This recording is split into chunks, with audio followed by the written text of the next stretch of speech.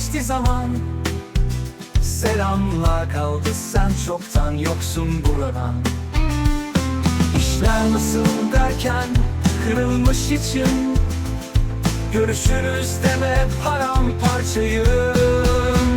Yolun açık olsun ama kalbin seninle. Kendine iyi bak deme, kal daha benimle. İyi akşamlar, iyi geceler yalan. Tatlı rüyalar mı?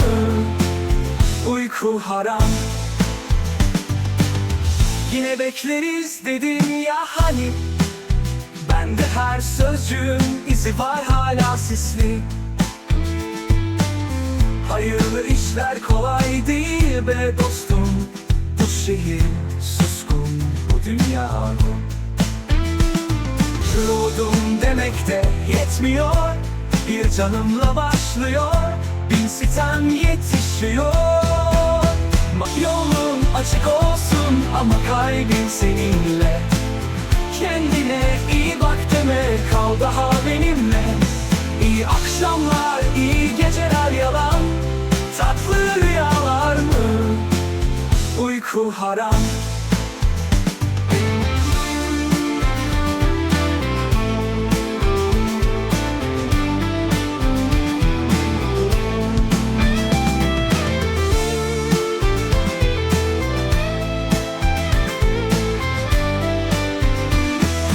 Memnun oldum demek de yetmiyor. Bir canımla başlıyor, bin sitem yetişiyor. Yolun açık olsun ama kalbin seninle. Kendine iyi bak deme, kal daha benimle. İyi akşamlar, iyi geceler yalan.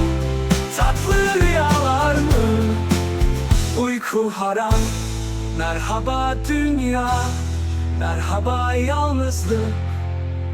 Selamlar kalır seni ardından artık.